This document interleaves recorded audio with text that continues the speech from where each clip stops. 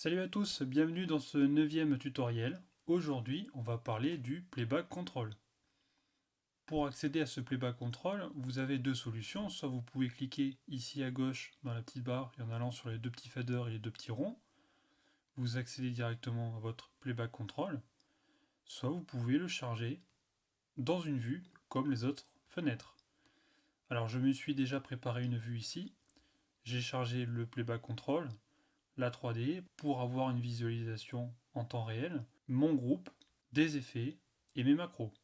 Alors ce playback control, on le retrouve sur des pupitres grands MA3, que ce soit les command wing ou les grands MA3 Lite ou full size, on retrouve à chaque fois ce fameux playback control. On va regarder ça tout de suite pour mieux le comprendre. Ici, si on prend cette ligne là, on voit que j'ai deux boutons et un fader pour commencer. On va aller voir les images. Ici, je vois que sur ma command wing, j'ai également deux boutons et un fader. On va aller voir sur une grand MA3 Lite. C'est la même chose, vous avez deux boutons et un fader. Ensuite, nous avons un bouton plus un bouton rotatif et la même chose au-dessus. On va aller voir en suivant un bouton rotatif et la même chose. Sur la command wing, c'est pareil.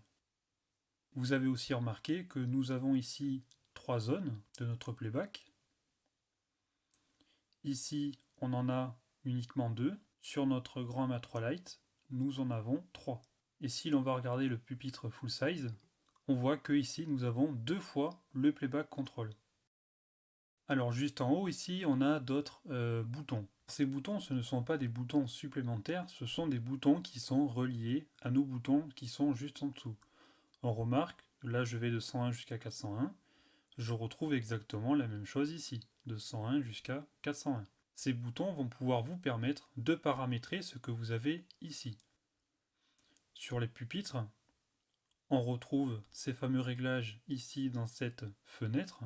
Forcément, on ne peut pas l'avoir en physique sur la console parce que c'est pas le principe, hein, c'est vraiment de l'avoir sur un écran. C'est exactement pareil sur la Grand MA3 Lite.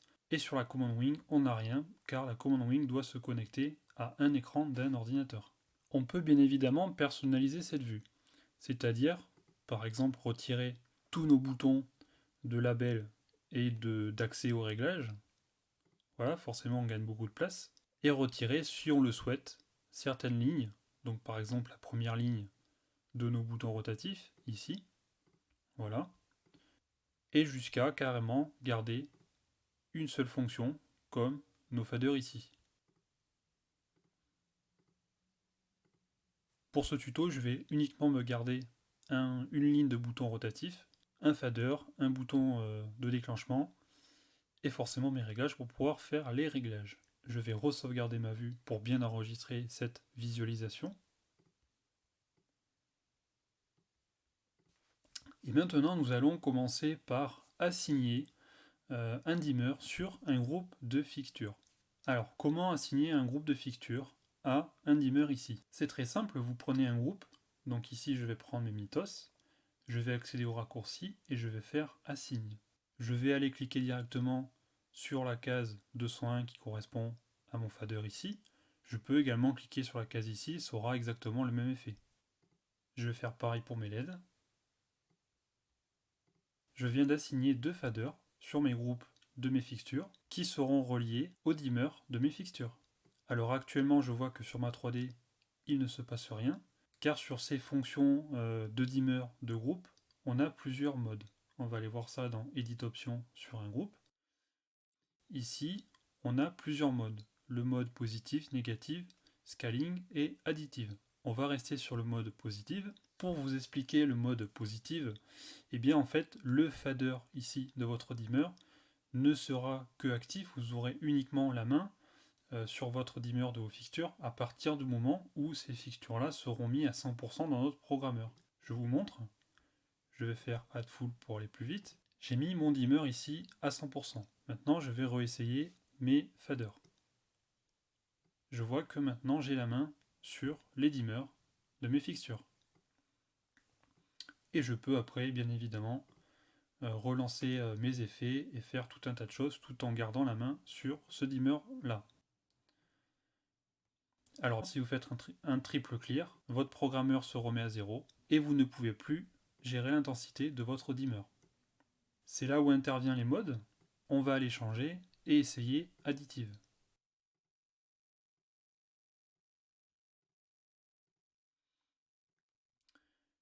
Je vois qu'en additive, j'ai directement la main sur mon dimmer sans passer par le programmeur. Je peux faire un triple clear pour vérifier.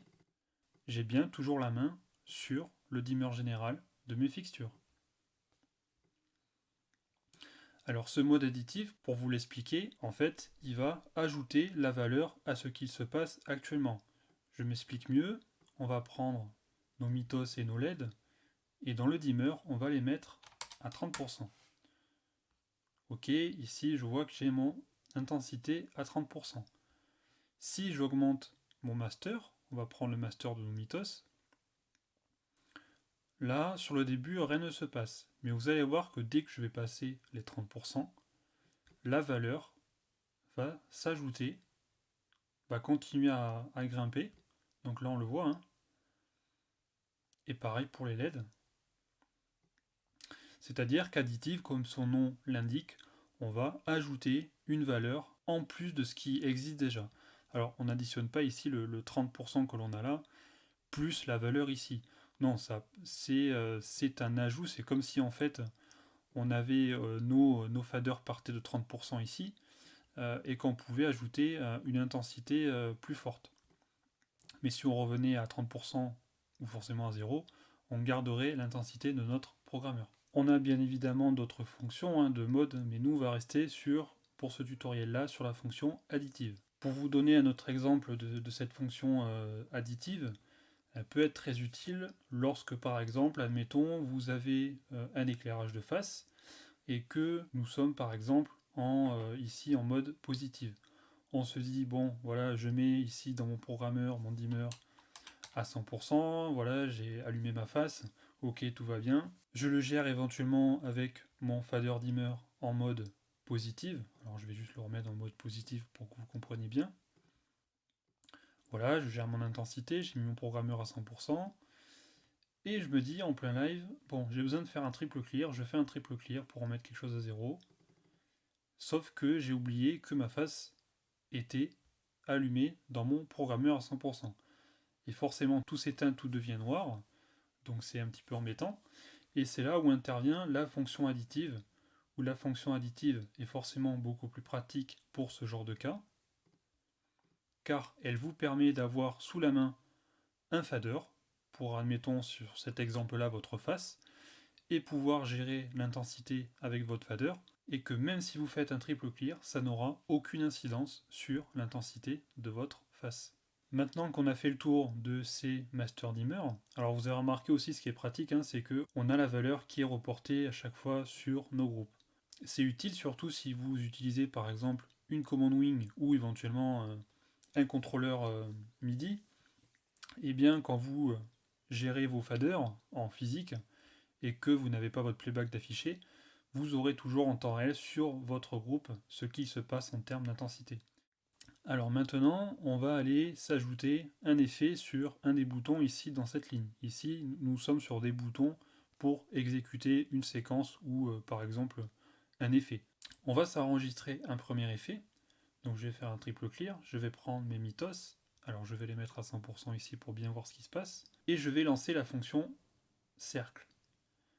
Voilà, je vais maintenant faire store et enregistrer cet effet sur ici le bouton 101.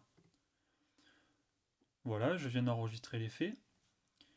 Je vais en enregistrer un deuxième. C'est tout à fait possible.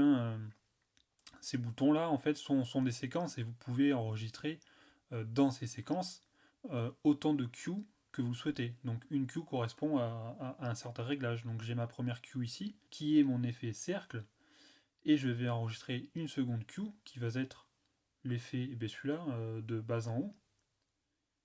Et pour ce faire, je refais store, je clique ici sur ma séquence.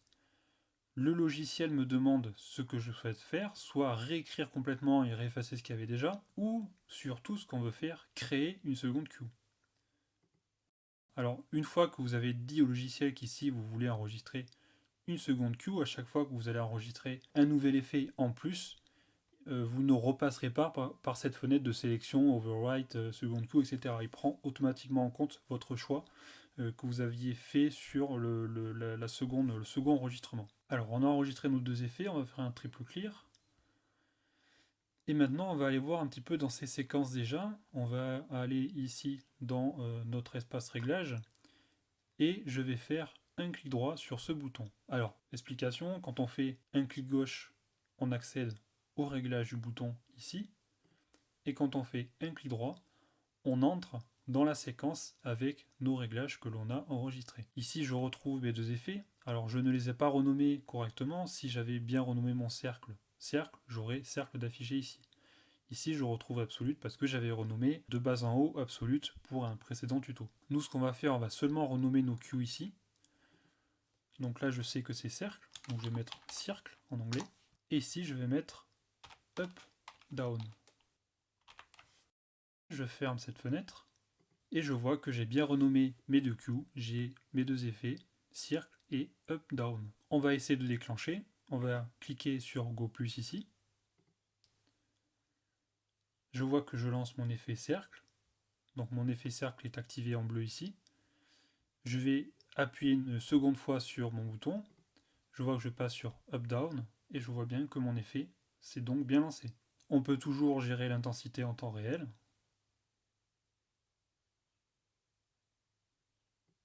Et je peux repasser sur mon effet cercle. Alors là, vous avez remarqué qu'entre certains effets, soit l'enchaînement se fait directement, soit l'enchaînement se fait avec une espèce de transition. Et bien tout simplement parce que ici sur mes effets, je vais aller voir sur le cercle, sur mon preset, je vais aller voir dans Fade, position, je vois que j'avais appliqué un fade de 2 secondes pour faire mes fameuses transitions entre des presets que l'on a vu dans des précédents tutos. Et forcément, quand vous gardez ces valeurs-là et que vous enregistrez dans la séquence prend en compte ces valeurs. Alors on peut bien sûr enlever ces valeurs-là, on met 0 partout. On regarde dans délai si tout est éteint aussi. Je vais faire un update sur ce preset-là. Et automatiquement, ce qu'il faut se dire, c'est que ce preset-là est relié à ma séquence que j'ai enregistrée, à mon effet qu'il a dedans. Donc forcément, si je reteste maintenant mes effets, là j'enchaîne direct, et là j'enchaîne directement aussi. Donc je viens bien de mettre à jour mon preset ici, qui a mis forcément à jour automatiquement ma séquence avec l'effet cercle à l'intérieur. Si vous souhaitez arrêter votre effet, parce que là forcément il va tourner continuellement tant que cette séquence sera activée, il suffit soit de vous créer une macro off, soit ici dans votre barre de commande, tapez off. On peut également passer par les raccourcis, on va activer les shortcuts, on appuie sur O et je vais cliquer sur ma séquence. Voilà, je viens d'arrêter mon effet et donc de désactiver ma séquence. Alors juste au-dessus, on retrouve également des Go plus pour notre master dimmer. Ces boutons, c'est un peu comme des boutons on-off. Lorsque vous cliquez dessus, vous mettez à 100% votre dimmer. Et lorsque vous recliquez dessus, vous le remettez à 0. Pour ces effets, eh bien, on peut faire de même pour des couleurs. Ça fonctionne de la même façon. Je vais chercher mon preset color. Je fais un triple clear. Je sélectionne mes LED. Je vais monter le dimmer ici. Je vais mettre du rouge. Je fais store. Et je vais aller cliquer sur ce bouton ici. Voilà, je peux faire pareil avec le mauve. Je fais un triple clear.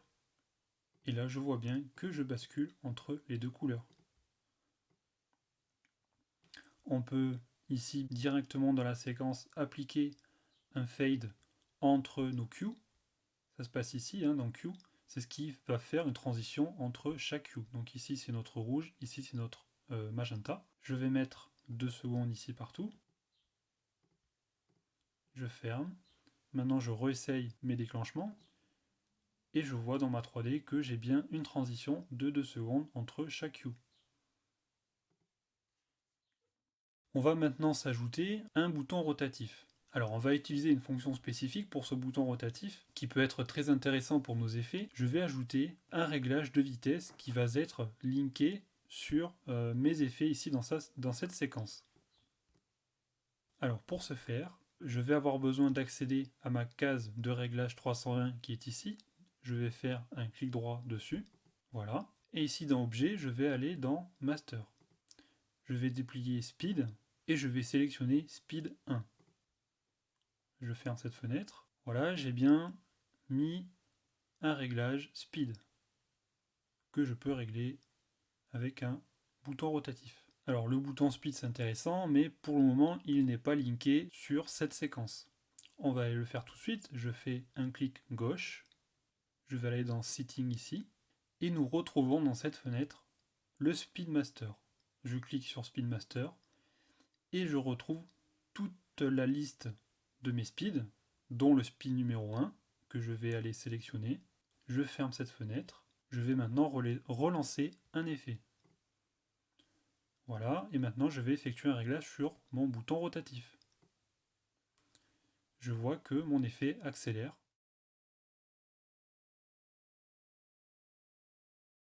Et si je ralentis, mon effet forcément va ralentir, jusqu'à être à l'arrêt. Je peux changer d'effet, c'est toujours pareil, la vitesse fonctionne sur les deux effets que j'ai d'enregistrer.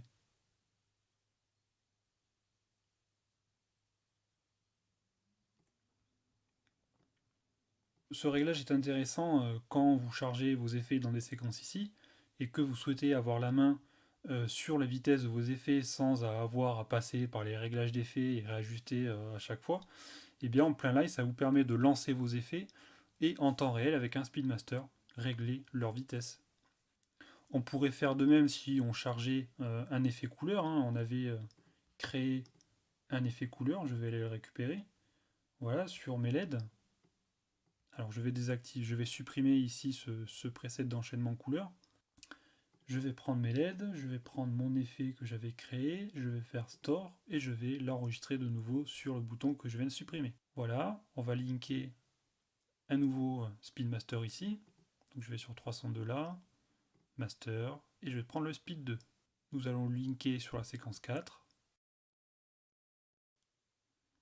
Je fais un triple clear, je relance ici ma séquence et je vais essayer mon effet. Je vois que je peux modifier la vitesse également de mon effet chaser, de mes couleurs. Alors forcément, si vous souhaitez qu'à 100% l'effet ici soit encore plus rapide, eh bien il suffit de modifier votre preset effet ici et d'aller modifier directement sa vitesse sur une valeur plus élevée.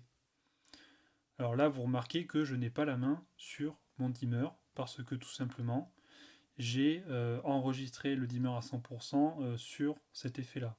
On va aller le changer, on va désactiver cet effet, voilà, et je vais modifier ce preset. Je vais aller voir ce qu'il y a dedans, voilà, dimmer 100%, je vais mettre 0, je vais faire update. Maintenant, je vais réessayer mon effet ici, je fais go, et je vois bien que j'ai retrouvé la main sur mon dimmer de mon effet. On peut également essayer ici de modifier la vitesse, tant qu'on y est. Je vais ici dans Speed, Color Speed, et je vais essayer de mettre 50. Je vais faire Update, je fais un triple clear, et je vois que mon effet qui est déjà lancé ici se met à aller vraiment forcément beaucoup plus vite parce que j'ai mis à jour mon preset à une vitesse beaucoup plus élevée.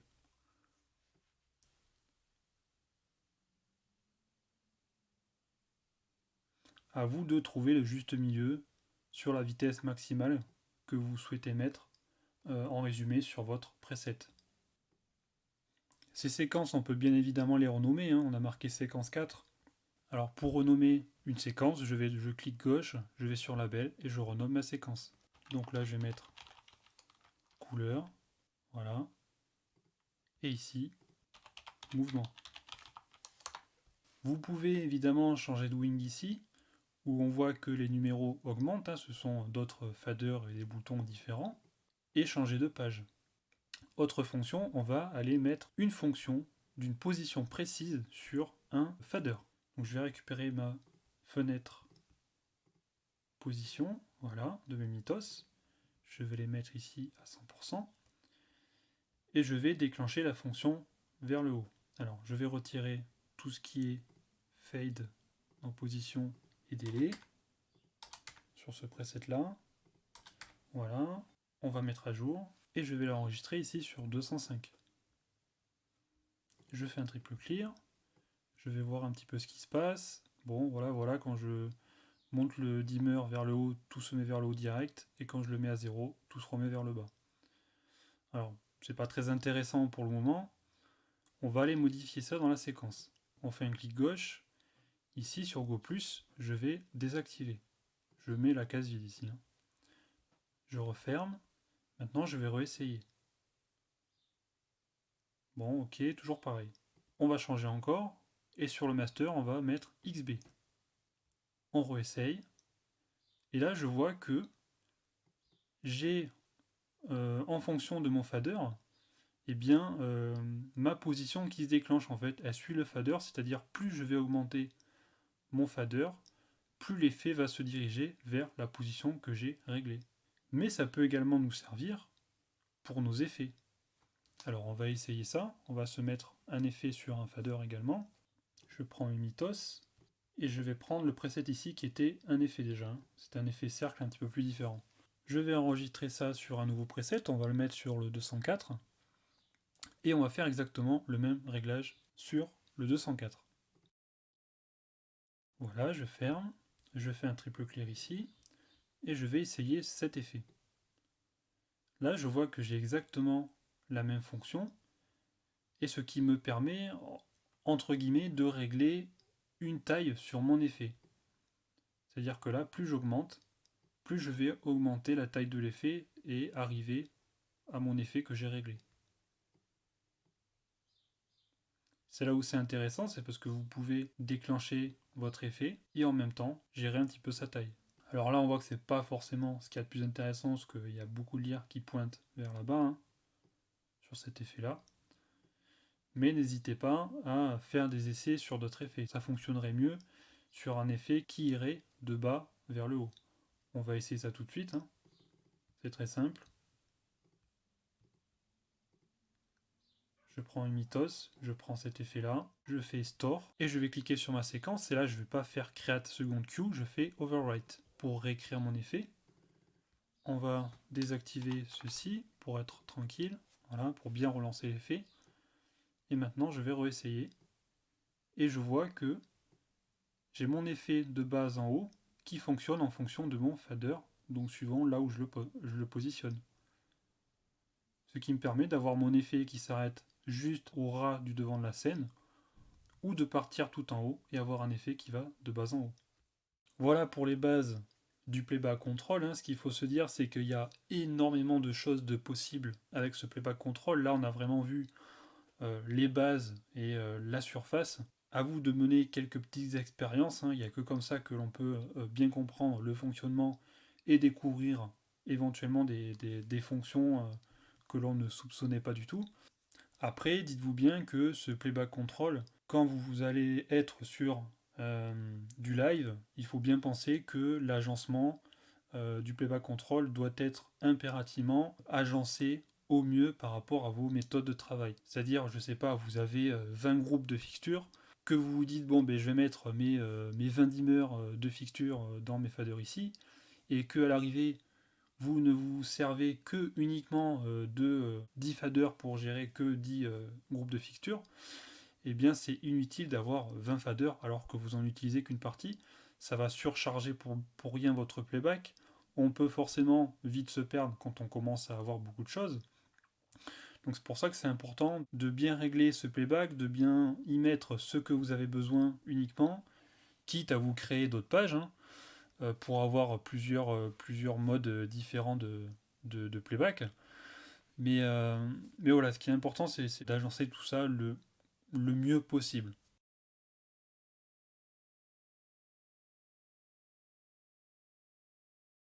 C'est terminé pour ce 9e tutoriel. On se retrouve très prochainement pour un nouveau tuto sur l'enregistrement timecode. Salut!